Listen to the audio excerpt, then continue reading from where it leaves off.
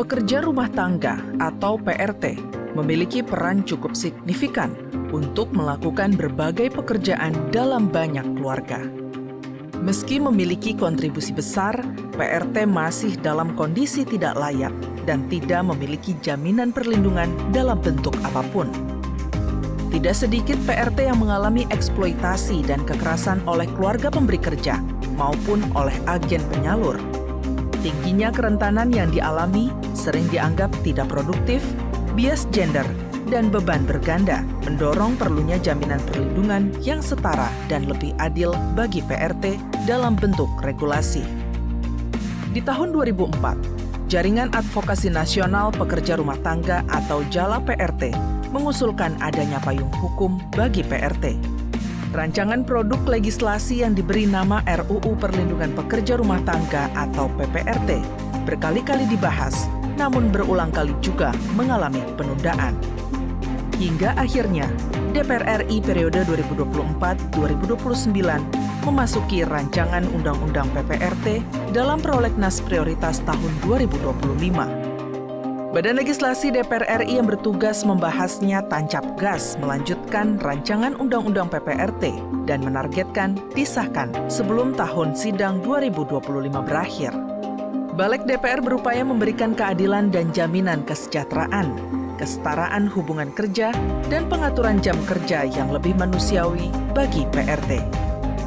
Rancangan Undang-Undang PPRT memposisikan PRT sebagai pekerja forlam, sehingga perlu mengatur penyelenggaraan kerja, penyaluran, perlindungan, mekanisme pengaduan bagi PRT yang dieksploitasi atau menjadi korban kekerasan, serta sanksi dan hukuman pidana bagi para pelaku kekerasan pada PRT.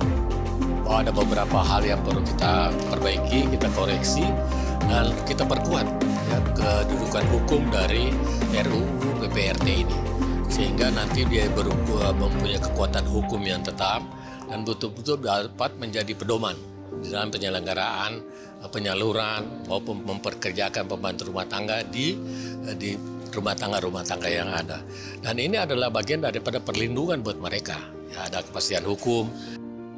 Selain perlindungan bagi PRT, aspek pemberi pekerja juga menjadi pertimbangan. Rancangan Undang-Undang PPRT jangan dibuat terlalu kaku, yang bisa menghapus nuansa kekeluargaan antara pemberi kerja dan PRT. Sementara itu, penyaluran PRT melalui agen harus diatur ketat agar hanya agen terdaftar yang boleh menyalurkan PRT, mengingat banyak kasus PRT tidak mendapatkan hak sepenuhnya karena agen yang tidak bertanggung jawab.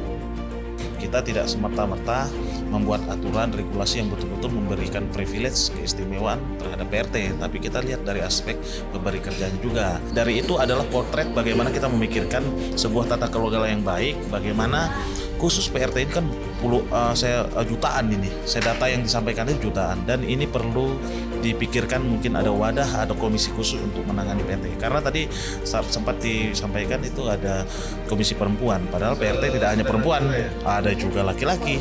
Nah itu yang kita pikirkan, tidak hanya bikin undang-undang, tapi ada sebuah lembaga komisi yang untuk mengguide, mengawasi, mensupervisi. LBH Apik Jakarta tergabung dalam JALA PRT yang selama ini konsen pada persoalan PRT, meminta RUU PPRT mampu mengakomodir persoalan kekerasan yang dialami PRT.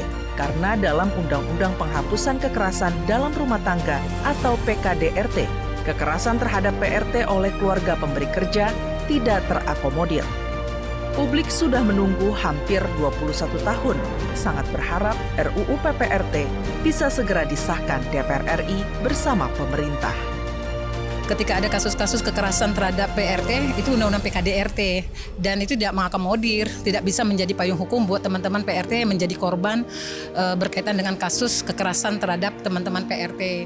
Maka penting juga mendorong adanya undang-undang yang khusus ya, sehingga teman-teman PRT tadi dapat terlindungi berkaitan dengan perselisihan di tempat kerja.